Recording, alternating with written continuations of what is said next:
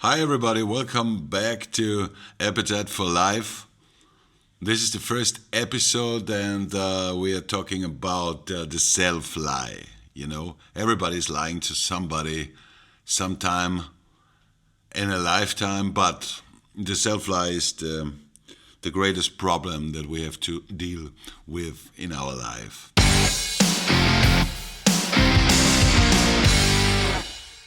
So while life is an ongoing challenge to surrender to transformation, everybody knows that. But life also means constant change. And from an adventurous point of view, this can be really exciting if you allow it to happen. And the basic bottom line in life is about stopping the self-lie and putting the pure truth on the subject. If I, then I will, the condition and the action. And this is a kind of loop, and this controls the whole life. Yeah, I will do that if when I have achieved this and that, then I will do this and that. And this is the so bad fucking self-lie anybody promises to himself. Yeah, I will go on holiday, I will visit this country when I achieved my retirement.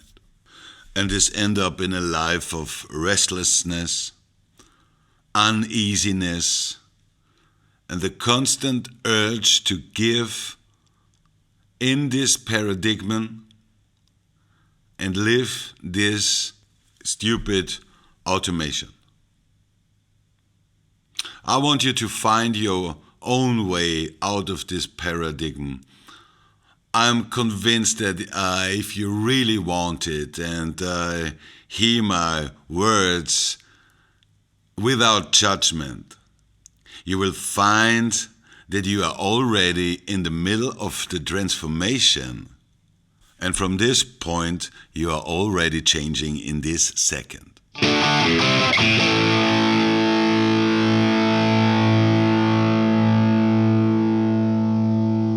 So let's talk about how to stop self-lying in your life. In the beginning, there's the urge and the clear intention not to want to be one of those who just get on with their lives and end up regretting a lot.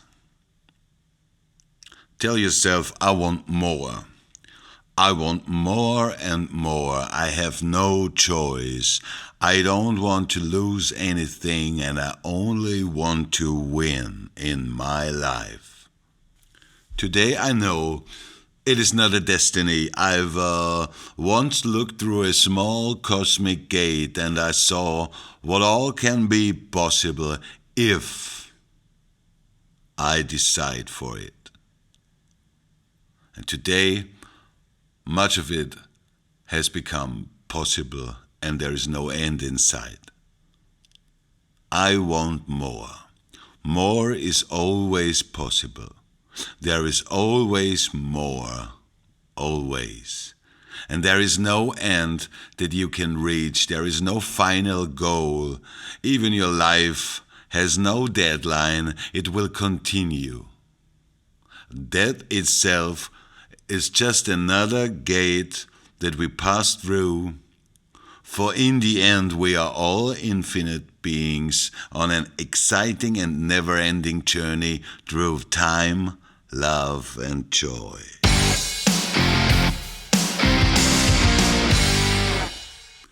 We all had, or have, still have role models since childhood. It's okay to embrace them. For me, it was Axl Rose from Guns N' Roses. I always wanted to be like him.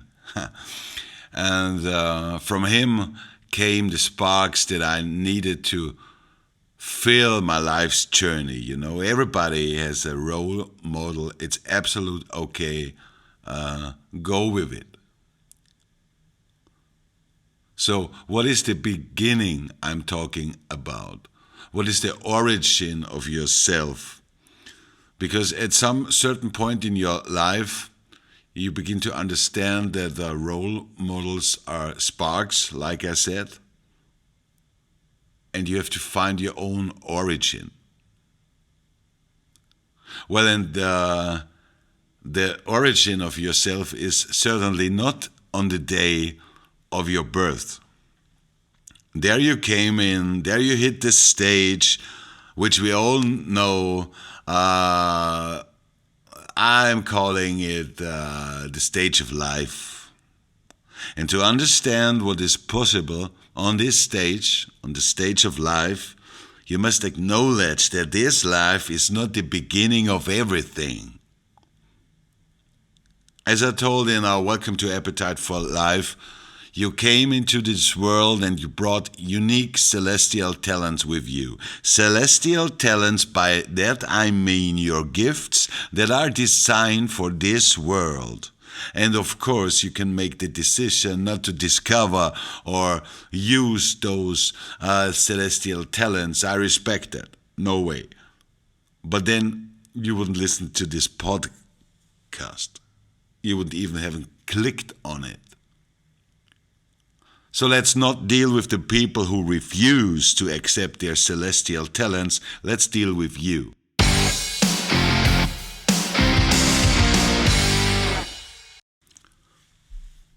It's important to say that please follow advices when they feel right and true for you, and don't give a fuck about it if you don't think they will serve you. We all have different speeds and live in a timeline that we define ourselves. That's all right.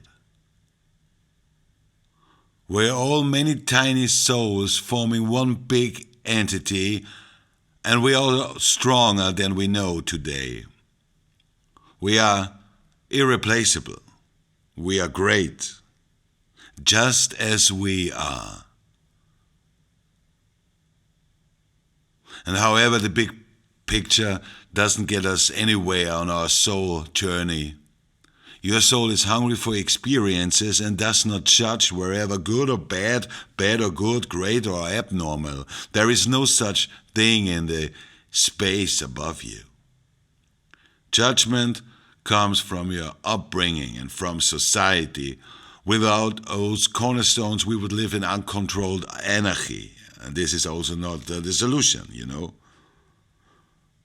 But what if all your decisions and actions, as long as they do not hurt any other soul, are not judged, but simply are what they are? Just another experience. Think about that.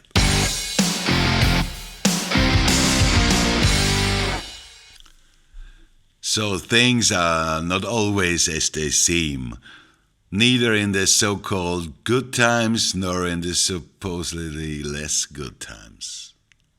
Everything you look at, you can perceive from two or more angels. It's just a question of a point of view. The judgment, which is, by the way, obsolete, takes only place in your head, because the things are, as I said, not always like they appear to you. It is the perception which leads you to your emotions. I would not go that far now and judge this as bad. However, I allow myself to point out the dangers that go along with that.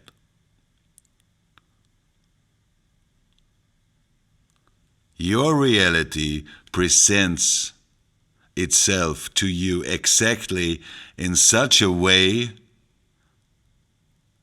as your reality presents itself to me. And this is a fucking lie, Why should you accept your own reality as the only true reality? So what if your reality shows itself to you in that one special moment as only one of many more possible realities? I would even say that you can shift the definition of your reality from 1 second to the next. And a different interpretation of this reality automatically triggers different emotions. So how do you interpret your felt reality in such a way that it generates positive emotions, especially when your mind wants to tell you that it just doesn't work and you're a stupid idiot trying it? This is quite simple. I will give you a short example how to override your mind.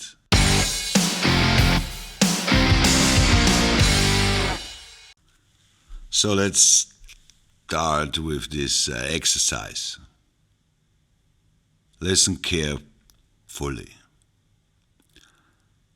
Nothing is as it seems, and everything is as it seems, and nothing is as it seems, and everything is as it seems, and nothing is as it seems, and everything is as it seems, and yet in the end, nothing is as it seems, and yet everything is as it seems. You may smile now for a moment, because nothing is as it seems, not even your smile, and yet your smile is as it seems. You realize how often I use the word and. So play around with the word a bit, change the letters of the word and. If you're changing the letters, you will get the word DNA. And my friends, DNA has an almost infinite chain of possibilities. And so does your life. So, on the end of this story in this episode, try to live your life from the perspective of the end. I repeat, try to live your life from the perspective of the end. And in the end, because nothing is as it seems, and so everything is as it seems, you will live your life from the perspective of the end. I want to achieve this, and I want to do this, and I also want to have this, and I want to be this and that, and this and that, and this and this and that. Try to live your life from the perspective of the end, and then stop trying and live your life from the perspective of the end.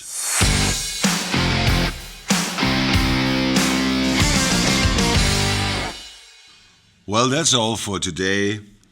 Practice, do it, and do it, and do it, and do it again. Until it's the definition of your life. See you in the next episode. Ciao, ciao.